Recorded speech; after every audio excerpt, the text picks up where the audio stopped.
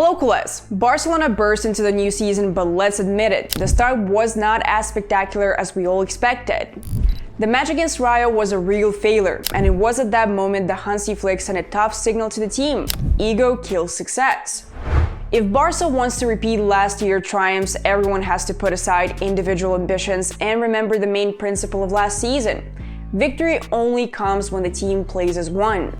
So today we'll look back at the day when true Flick ball was born, the 23rd of October 2024, Barcelona vs Bayern match, which turned upside down the whole idea of Flick's style. That was the day Barca produced its brightest performance in the Champions League and showed that it can beat anyone as long as it plays like a team. We continue our retro section on the channel, and your support is really important. Like this video because very soon we'll take a look back at the first semi-final of the 2008-2009 season against Chelsea.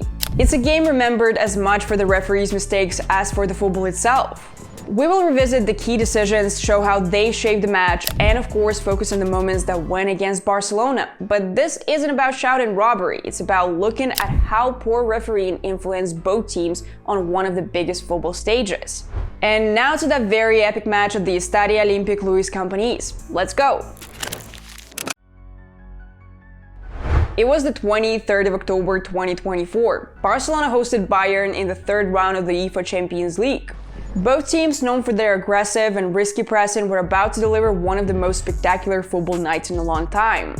Barcelona played in a nominal 4-2-3-1 formation with Robert Lewandowski at the spearhead of the attack and the fast Rafinha on the left wing, who drifted to the center. Back then, Iñaki Peña was in goal, who now plays for Elche. Among others, we should mention the appearances of Marc Casado and Fermin. Both produced a cosmic performance on that October evening. Under the leadership of Vincent Kompany, Bayern also used the nominal 4-2-3-1 with Rafael Guerreiro on the right flank of defense and Joshua Kimmich as the holding midfielder. Very quickly, a dynamic back-and-forth game unfolded, driven by the high pressing and defensive lines of both teams. Bayern pressed man-to-man across the entire pitch from the first minutes, as usual. Guerreiro pushed high against the opponent on the flank, while Dayot Upamecano, closer to the ball, played against Barca's left winger Rafinha. Accordingly, Barcelona adapted their build-up to Bayern's pressing. Hansi Flick's goal and idea was to lure opponents with a +1 numerical advantage using the goalkeeper and create more space behind the defenders. Using the opponent's movements along Bayern's high line, Barca aimed to break man marking and get behind the defenders. In addition, they wanted to constantly pull Bayern center-backs out of the high defensive line. This approach worked already in the very first minute.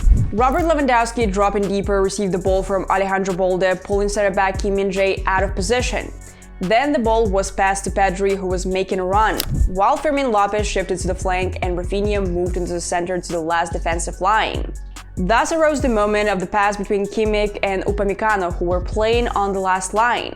This allowed a pass into depth to Rafinha, who got the speed advantage over the slower Kimmich.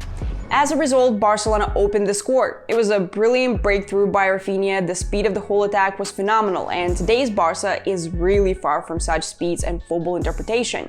1-0. Further variants of Barcelona's play against Bayern's man-oriented pressing looked similar. In the 22nd minute, they broke the press with a vertical pass and a layoff into the half space, where Lamine Yamal dragged Davies into the center, freeing the flank. Marc Casado got space and could easily play between the stretched defenders. In the 28th minute, Lewandowski again pulled Upamecano out, Balde played a vertical pass with a layoff and got into free space. Balde attacked Bayern's exposed defensive line at full speed. After 1-0, Kompany's tactics changed. Bayern took control with high man-oriented pressing. The Catalans mainly pressed in midfield, pushing the defensive line high to avoid being pushed back to their goal and to squeeze the space between the lines. But this left huge zones behind the defenders. Hansi Flick's style relied on a risky tactic, aggressive offside traps so that Bayern could not use the spaces. In the 16th minute, Barca's defenders and holding midfielders pushed so high that they stood only 2 meters from the ball carrier. In Flick's scheme, Barcelona defended in 4-2, pushing the last line up and leaving 2 holding midfielders right in front of it. Sometimes they even dropped deeper, creating a 5 or 6-man defensive line. Pressing diagonally toward the ball, Bayern aimed to create numerical superiority near the ball. They did not allow Kane or Müller to pull them out of positions and aimed to control the game even without the ball. But Barca's main problem was the lack of pressure on Bayern's ball carrier from the first pressing line. Bayern quickly found a solution. With runs into free zones and diagonal switches, they attacked the space behind the defenders, especially after Barca pushed up. Bayern's fullback positioned themselves in the half space behind the wingers, creating 2 versus 1 against Barca's fullbacks after the switches. In the build-up, Bayern overloaded the half space with Kane, Kimmich, Pellegrini, Guerreiro, and Davis, constantly finding the free men, most often Guerreiro. As a result, Barcelona had a hard time winning the ball in midfield and relied on their high defensive line to stop Bayern's runs. This led to the conceded goal, 1-1. Then Barcelona regained control. After 1-1, Bayern reduced press and aggression, and Barca more often calmly built from the back thanks to the technique of Pedri and Lamine Yamal. Barcelona showed high physical functionality. In the 26th minute, Rafinha and Lamine Yamal pressed Company's defense so hard that Neuer was centimeters away from conceding. The most important thing was the tactical adjustment. Pedri in the left half space and Casado in the right began to press their opponents man-to-man, while others continued to play by zones. This allowed the Catalans to direct Bayern to one flank and press the opponent tightly there, abandoning the dangerous offside traps. The game moved into Bayern's half. The absence of Jamal Musiala was especially felt for the guests, as he could have taken the team out of pressing. But Barca masterfully used this factor. Thanks to Bayern's mistakes, Barca took the lead 2-1. Koundé dragged Gnabry deep, freeing space for Lamine, who, after receiving a pass from Cubarsí, noticed Firmine's run. Also worth noting were Rafinha's actions, who helped Lopez win a few seconds and break Kim's position. And in the final moment, Firmine won the race against both Upamecano and Neuer, and Lewandowski scored one of the easiest goals in his career. And look how cleverly Firmine won the duel with Kim thanks to a light push in the back. Masterclass! From this angle, this genius move of the midfielder is even clearer. That's what I call a high football IQ. Then the team used Rafinha's speed for counterattacks. Both goals for 3-1 and 4-1 came from interceptions and diagonal passes to Rafinha, who outran Bayern's slower defense. In slow motion, this moment looked especially beautiful. And what impressive footwork from the captain. First, Casado made a phenomenal diagonal, and then Rafinha simply destroyed both Guerreiro and Upamecano. Neither of them managed to close this flying Brazilian.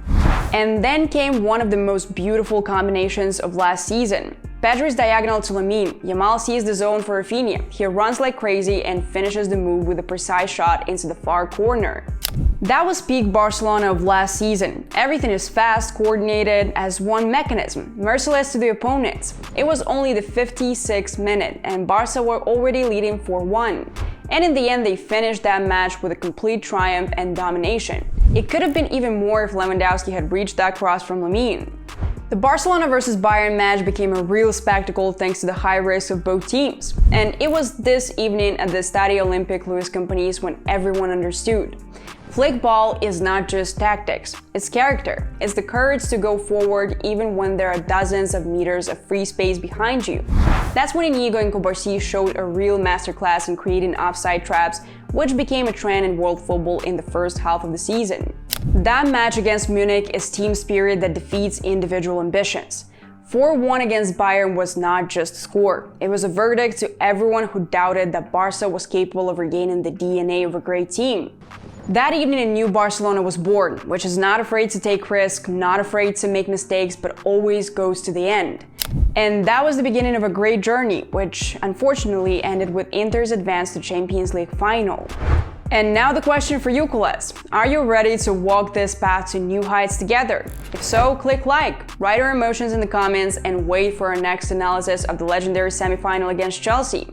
There we will show how real football legends are born and how stereotypes can be broken. This is the CULES channel. Subscribe if Barcelona is in your heart. Every Cule is welcome here. Have a great day and see you next time.